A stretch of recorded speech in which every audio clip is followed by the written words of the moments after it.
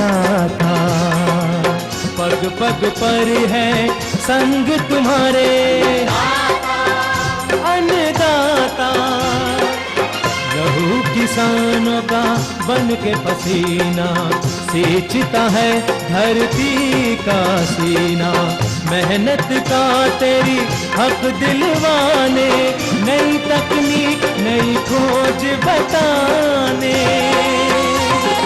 पशुधन को गुणवान बनाना, पौध सुरक्षा को सिखलाना, खेती के सब गुर समझाने, भारत का सरताज बनाने। आठों पहर है संग तुम्हारे अन्नदाता, अन्नदाता। नमस्कार, मैं हूं आपके साथ निदा अहमद। आप सभी दर्शकों का अन्नदाता कार्यक्रम में स्वागत करती हूं। हर रोज की तरह कार्यक्रम में लेकर आई हूं खेती बाड़ी से जुड़ी हुई बहुत सी लाभकारी जानकारियां। तो चलिए सबसे पहले देखते हैं क्या है विशेष आज के कार्यक्रम में। राजेंद्र कृषि विश्वविद्यालय पूसा समस्तीपुर द्वारा आयोजित किसान मेले की खास झलकियां। गन्ने की फसल को हानि पहुंचाने वाले चोटी बेधक कीट की रोकथाम।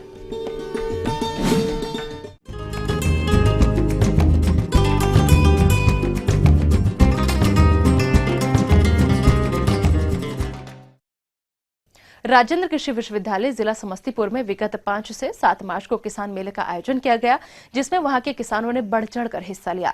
इस मेले में किसानों को कृषि की नई नई तकनीकों और योजनाओं के बारे में कृषि विशेषज्ञों द्वारा अवगत कराया गया और वहां बहुत से किसानों को अपनी समस्या का समाधान भी मिला। हमारे जो किसान भाई किसी कारणवश इस किसान मेले में शिरकत नहीं कर पाए थे, उनके लिए अन्नदाता लेकर आया है इस मेले की कुछ खास झलकियां।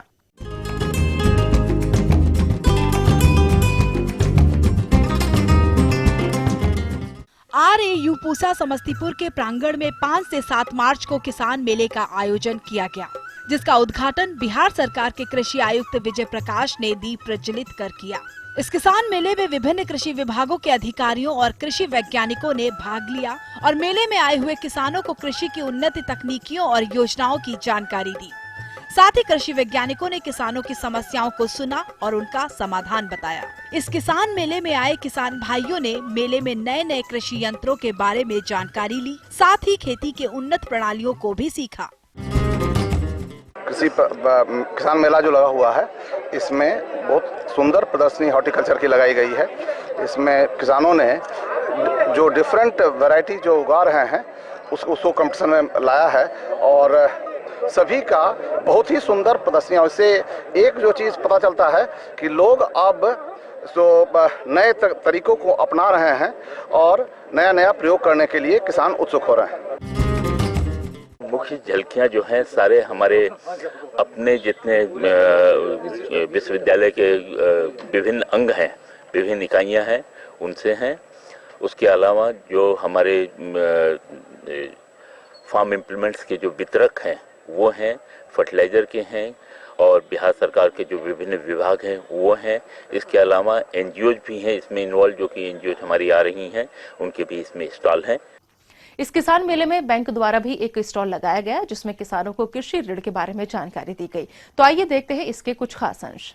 बैंक के द्वारा जो जितनी भी किसान के लिए जो आवश्यकता है ऋण की सारी योजनाएं हैं, जिसमें KCC प्रमुख है, जिससे सारा काम कर सकते हैं। इसके अलावा वो जैविक खाद भी अपना बना सकते हैं, डेयरी भी कर सकते हैं, वो मशरूम कल्टीवेशन कर सकते हैं, हॉर्टिकल्चर कर सकते हैं। और कहने का तात्पर्य ये है कि वो वैसी सभी योजनाओं में शामिल हो सकते हैं और उसके लिए बैंक के पास व्यवस्था है जिससे उनकी आय में आमदनी होती है। वो मुख्य कृषि भी हो सकता है और सहायक कृषि कार्य भी हो सकता है। जिनके पास ज़मीन है और जिनके पास ज़मीन नहीं है, जिनके पास ज़मीन है उनको तो ज़मीन जोत के अनुसार मिल जाता है, उनका रकम तय रहता है। जिनके पास ज़मीन नहीं है उन्हें एक स्वयं सहायता समूह बनाना होता है, उसे हम लोग JLG बोलते हैं, जॉइंट लायबिलिटी ग्रुप। उसके तहत में उनको प्रत्येक किसान को उनकी आवश्यकता के अनुसार ऋण राशि दी जाती है। उनका जोत के हिसाब से होता है, प्रति एकड़ दर तय की जाती है। प्रति एकड़ अगर 35,000 रुपये है अगर एक फसल के लिए, तो अगर उनके पास 10 एकड़ है तो 3.5 लाख तक ले सकते हैं। हाँ, जो सब्सिडी वगैरह की जो बात है वो सिर्फ लघु और सीमांत कृषक को मिलती है, तो उसके लिए 3 लाख तक का ही ऋण जो है योग्य होता है, एलिजिबल होता है। इस किसान मेले में मक्का बुवाई यंत्र और यूरिया छिड़काव यंत्र किसानों की पहली पसंद के रूप में उभर के सामने आया।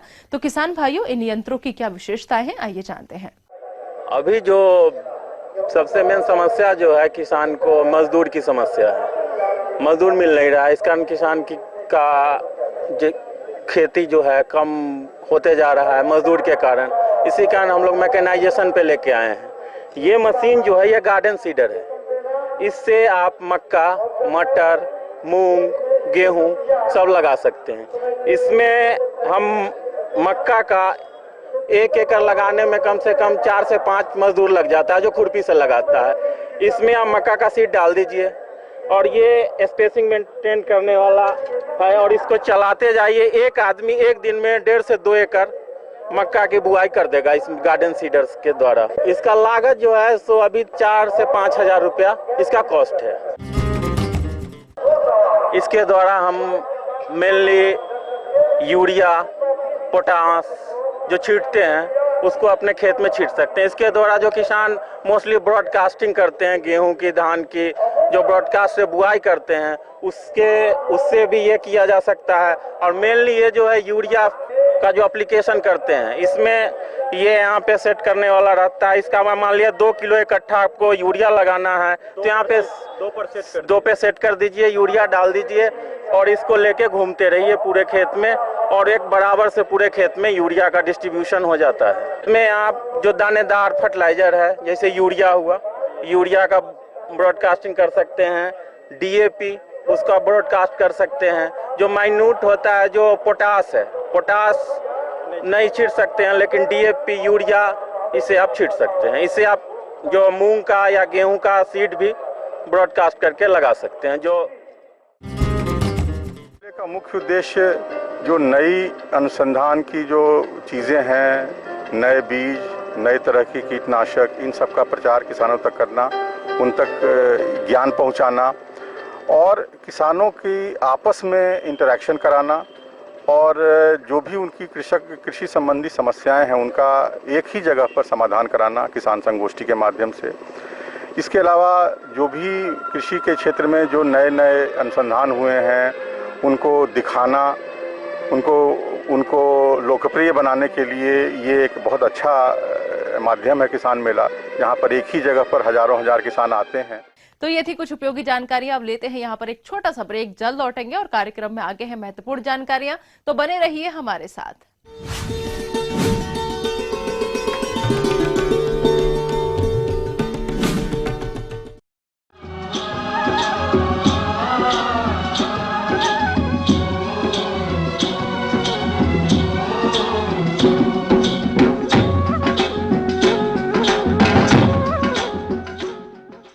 ब्रेक के बाद आप सभी दर्शकों का स्वागत है। चलिए अब रुक करते हैं अगली कड़ी की ओर।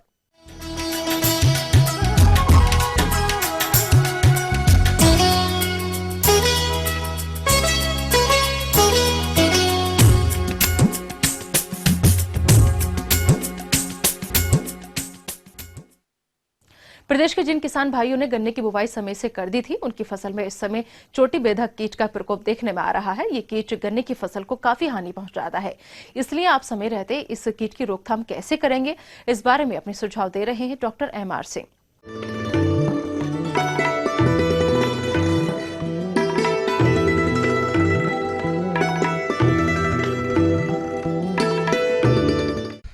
इस समय गन्ने में जो है सबसे ज़्यादा चोटी बेधक कीट का प्रकोप है। इसकी तितली जो है सफ़ेद रंग की होती है, एकदम चांदी के सफ़ेद जैसे रंग की होती है और ये जो है पत्ती की निचली सतह पर अंडे देती है। और इसकी जो मादा तितली होती है, अंडे देने के बाद उसके उदरांत पर जो है लाल रंग के बाल होते हैं, उन बालों से उन अंडों को ढक देती है। तो उससे वो अंड समूह जो है एकदम कत्थे रंग का दिखाई देता है। तो उससे जब गिड़ार निकलती है, छोटे छोटे बच्चे निकलते हैं तो पत्तियों पर रेंगते हैं और पत्तियों पर रेंगने के बाद वो जो है मध्य सिरा, पत्ती की मध्य सिरा जो होती है उसमें छेद करके उसी में अंदर अंदर जाते हैं और वृद्धि शिखा जो होती है पौधे की उस पर पहुंच जाते हैं।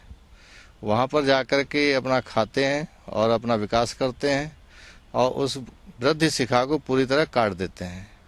जिससे कि गोफ सूख जाती है। उस गोफ को हम लोग डेड हार्ट कहते हैं। जैसा कि आप देख रहे हैं, इसमें ये सूखा हुआ है और इसमें जो है डेड हार्ट बन चुका है। ये इस कीट की 5 पीढ़ी पूरी होती हैं। 1 साल में 5 पीढ़ी पूरी करता है। जो इस समय जो आई हुई है पहली पीढ़ी है। तो इसके बाद जो दूसरी पीढ़ी आएगी वो अप्रैल में आ जाएगी, तीसरी पीढ़ी जून में आएगी और चौथी पीढ़ी जो है अगस्त सितंबर में आएगी और 5वीं पीढ़ी नवंबर में आती है। तो इस तरह से 5 पीढ़ी पूरी करता है और 5वीं अवस्था में इसी तरह से डेड हार्ट बनाता है। इस कीट के कारण जब गन्ने के बीज की नई पत्तियां सूख जाती हैं, उसे ही डेड हार्ट के नाम से जानते हैं, जिसे खींचने पर आसानी से बाहर निकल आता है। इस कीट के प्रकोप के कारण गन्ने का वजन कम हो जाता है। आइए इस कीट के बारे में कुछ और जानकारी लेते हैं। इससे गन्ने में काफी नुकसान होता है और ये उत्तरी भारत का गन्ने का सबसे बड़ा दुश्मन कीट है। और इससे जो सर्वाधिक नुकसान होता है तीसरी पीढ़ी यानी कि जून में आने वाली पीढ़ी से बहुत ज़्यादा नुकसान होता है। उस समय गन्ना बनना शुरू हो जाता है, गन्ने में फसल में गन्ना बनना शुरू हो जाता है और उस समय जो गन्ना मरता है तो पूरी तरह से मर जाता है और उसमें साइड शूट्स भी नहीं निकल पाते हैं, टिलर्स नहीं निकल पाते हैं। तो उससे क्या है कि ऊपर की आंखें फूटती हैं और झाड़ी नुमा गन्ना बन जाता है। उससे जो है पैदावार पर भी नुकसान होता है और शुगर रिकवरी पर भी इसका प्रतिकूल प्रभाव पड़ता है। तो उस समय जो है इसके नियंत्रण के लिए हम लोग विचार करते हैं और उस समय कार्बोफ्यूरान नाम की एक दवाई आती है जिसके 33 किलोग्राम दाने हम जड़ों में पौधे की जड़ों में डलवाते हैं नाली और उससे इस कीट का नियंत्रण अच्छी तरह से किया जा सकता है। दवाई डालते समय खेत में नमी होनी चाहिए और ये दवाई जहरीली है, इसलिए जो भी किसान डालें या मजदूर डालें वो सुबह 6 बजे डालें और डालना शुरू करें और 10 बजे तक उसको बंद कर दें, क्योंकि बहुत जहरीली दवाई होती है। इससे फ्यूम्स निकलती हैं, सांस के संग फेफड़ों में जाती हैं, उससे आदमी बेहोश हो जाता है। इस बात का खास ख्याल रखें। किसान भाइयों, इस कीट को जैविक विधि से भी आप नियंत्रित कर सकते हैं और इसके लिए गन्ना बुआई के 50 से 60 दिन के बाद ट्राइकोगार्मा जेपोनिकम परजीवी के 50 से 60 हजार अंडे खेत में छोड़े जाते हैं, जिसे आप कार्ड के रूप में अपने नजदीकी कृषि विज्ञान केंद्र या फिर कृषि विश्वविद्यालयों से ले सकते हैं। 25 से 30 कार्ड 1 हेक्टेयर में प्रयोग करें और 10-10 दिन के अंतराल पर 5 से 6 बार में प्रयोग करें। किसान भाइयों, यदि रसायनों और कार्ड का प्रयोग नहीं कर पा रहे हैं तो ऐसी दशा में जिन पौधों पर इस कीट का प्रकोप है उसे उखाड़ कर नष्ट कर दें। ऐसा करने से इस कीट का प्रकोप आने वाले दिनों में नहीं होगा। आगे और भी है कुछ रोचक जानकारियां, पर यहाँ पर रुकेंगे एक और छोटे से ब्रेक के लिए। जल्द हाजिर होते हैं।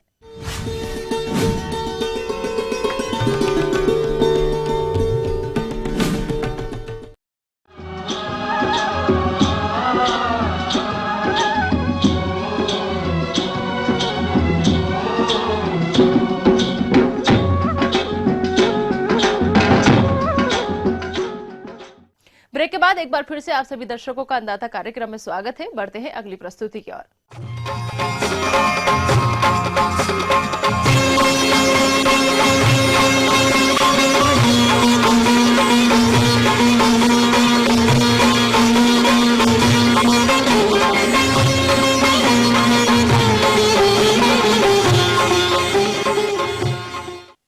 प्रदेश के बहुत से किसान भाई दुधारू पशुओं का पालन करते हैं, लेकिन उनकी उचित देखरेख के अभाव में पशु विभिन्न तरह के रोगों की चपेट में आ जाते हैं।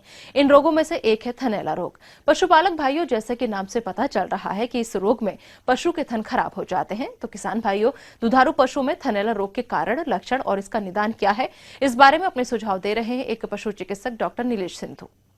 मैं आज आपको थनैला रोग के बारे में बताना चाहता हूं, जो कि एक बहुत ही महंगी बीमारी बोली जाती है, जो गाय, भैंसों और बकरी और भेड़ों में सब में ये बीमारी होती है। किसान भाइयों, आइए सबसे पहले ये जान लें कि थनैला रोग आखिर है क्या। ये रोग विषाणु और फफूंदी द्वारा होता है। इस रोग के कारण पशुओं के थनों में सूजन आ जाती है और साथ ही रोग की तीव्रता होने पर पशुओं के थनों से दूध दोहते समय दही के जैसे छिचड़े और कभी कभी तो खून भी आने लगता है और पशु का दूध दोहते समय उसे काफी दर्द होता है, जिसके कारण वो आसानी से दूध नहीं दोहने देता। आइए अब जानते हैं कि आखिर ये रोग आप कैसे पहचानेंगे। मुख्य लक्षण जो हैं वो थनों का सूजना, थनों का फटना, दूध का फटना, दूध में छेछड़े आने और दूध में पीलापन आना या दूध का ना आना और कम आना, ये मुख्य लक्षण हैं। और ये जैसे ही भैंस या गाय ब्याती हैं उसके बाद अगर कोई हम साफ सफाई ना रखें तो वहाँ से कीटाणु थन के छिद्र के रास्ते से अंदर चले जाते हैं और उससे सारे के सारे थनों के अंदर और सारी लेवटी के अंदर कीटाणु फैल जाते हैं, उससे पूरा सूजन आ जाती है लेवटी और थन। ये सबसे बढ़िया इलाज ये है कि उसको उसकी प्रिवेंशन रखनी है। पशुपालक भाइयों, इस रोग से ग्रसित पशु का इलाज कराना तो जरूरी है ही, साथ ही ये रोग पशुओं में आए ही नहीं, इसके लिए कुछ प्रबंधनों पर विशेष ध्यान देने की आवश्यकता होती है। जैसे पशुशाला की नियमित साफ सफाई करें, जहां पशु बैठता है उस स्थान को लाल दवा से धोएं। साथ ही सप्ताह में एक बार पशुशाला में बुझे हुए चूने का छिड़काव करें। दूध दोहने की चुटकी विधि को अपनाएं। दूध दोहने से पूर्व हाथों को अच्छी तरह से धोएं। इतना करने के बावजूद यदि पशु में ये रोग आ जाए तो इसका इलाज आप कैसे करेंगे, आइए जानते हैं। दवाइयों को देने का है कि एक प्रशिक्षित पशु चिकित्सक जो हमारे हर जगह पर पशु चिकित्सक वेटरनरी सर्जन के नाम से होते हैं, उनसे इलाज कराया जाए। घरेलू उपचार में इसमें देसी जो हम घर पे खांड लेते हैं, देसी खांड लेके उसमें 7-8 नींबू निचोड़ के और उसका एक गोला बना के खिलाया जा सकता है।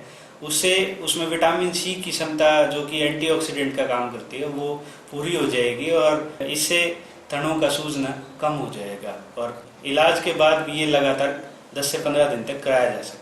पशुपालक को यह ध्यान रखना चाहिए, अगर वह इंजेक्शन खुद लगा रहा है अगर थन के अंदर, तो वो यह इंजेक्शन का पूरा हिस्सा पूरी थन के छिद्र में न डाले, सिर्फ ऊपरी हिस्सा डाले ताकि दवाई जाने का रास्ता हो, और वो भी दूध निकालने के बाद जब छिद्र खुले होते हैं तभी डाले।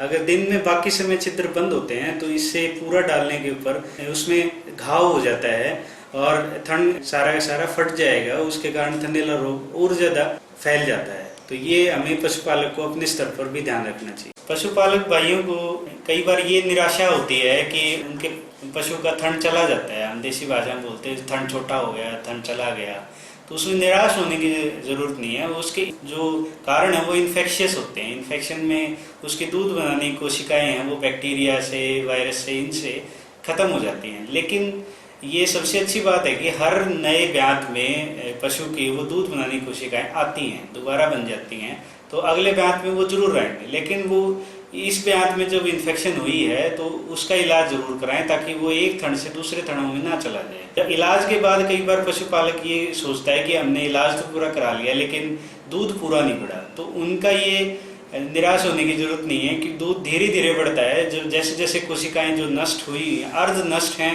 वो पूरी आ जाती हैं, जो नष्ट पूरी हुई वो तो अगले ब्यात में आती हैं, और जो थोड़ी बहुत भी जिनमें भी जान होती है वो दवाइयों से दोबारा से आ जाते हैं। दूध धीरे धीरे कुछ दिनों में बढ़ जाता है।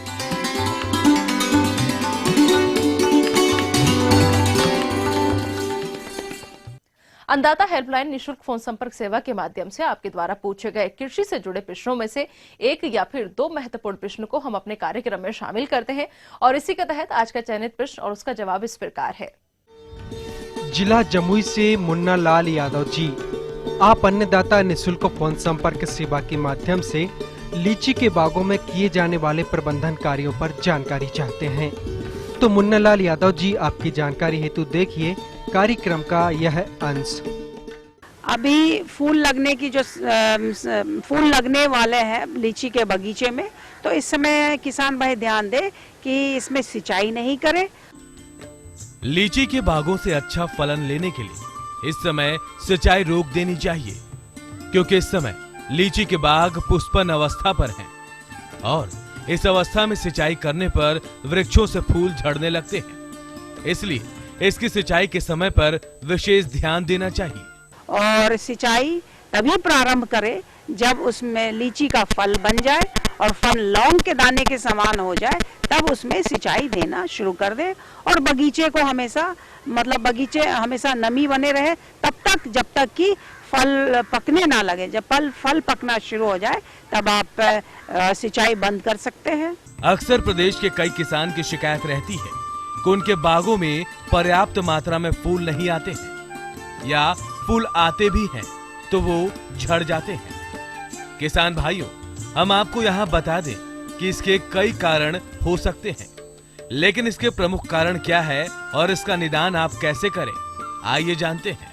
ऐसी समस्या होती है कि कई पेड़ों पर फूल नहीं बन रहे, तो ध्यान दें कि इसमें थोड़ी कटाई छटाई की आवश्यकता है। तो जून जुलाई के बाद इसमें कटाई छटाई जो है शुरू कर दे तो नई नई कोपलें आएंगी और उसमें फूल भी बनना शुरू हो जाएगा। और देखेंगे कि जो है इसमें फूल बनने के लिए कई बार प्लानोफिक्स जो है उसका भी दवा का आप छिड़काव कर सकते हैं, या नहीं तो जिंक सल्फेट है और बोरिक एसिड है, इसका भी छिड़काव करने से इसमें फूल बनने की आशा रहती है। लीची के बाग में अक्सर कुछ हानिकारक कीट काफी नुकसान पहुंचाते हैं, जिनमें लाल मकड़ी प्रमुख है। ये कीट पत्तियों की निचली सतह पर रहकर पत्तियों का रस चूसते हैं और साथ ही जाला बनाते हैं, जिससे फल और फूलों का विकास ठीक ढंग से नहीं होता है। लीची माइट जो एक कीड़ा होता है, तो इसके लिए केराथान नामक दवाई जो है इसका छिड़काव किया जाता है। इसके उपचार हेतु 2 मिलीलीटर 1 लीटर पानी में मिला करके इस दवा का छिड़काव करें।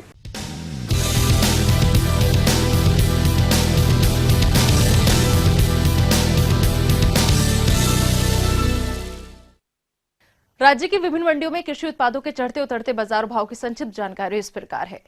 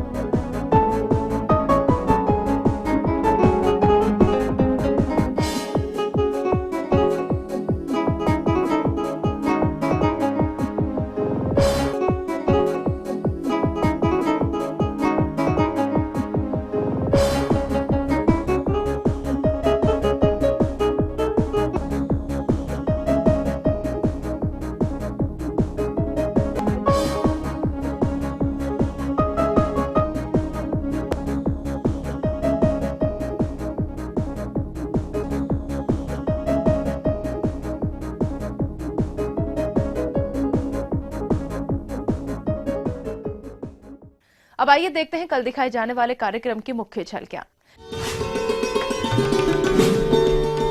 राजेंद्र कृषि विश्वविद्यालय पूसा समस्तीपुर द्वारा आयोजित किसान मेले की खास झलकियां। तरबूज की अधिक उत्पादन देने वाली किस्में व रोपाई तकनीक। हम ये उम्मीद करते हैं कि आज का कार्यक्रम आप सभी दर्शकों के लिए उपयोगी रहा होगा।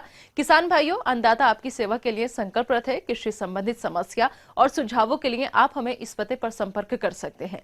प्रोड्यूसर अन्नदाता, ETV Bihar, Jharkhand, Ramoji film city, Hyderabad 501512। साथ ही आप हमें ईमेल भी कर सकते हैं। हमारा ईमेल है anndatabihar@etv.co.in। इसके अतिरिक्त आप हमें निःशुल्क हेल्पलाइन नंबर 180010084599 पर सोमवार से शनिवार सुबह 10 से शाम 4 बजे के बीच संपर्क कर सकते हैं। फिलहाल अन्नदाता की पूरी टीम को दीजिए इजाजत। कल इसी समय आपसे फिर होगी मुलाकात कृषि संबंधित कुछ और महत्वपूर्ण जानकारियों के साथ। नमस्कार।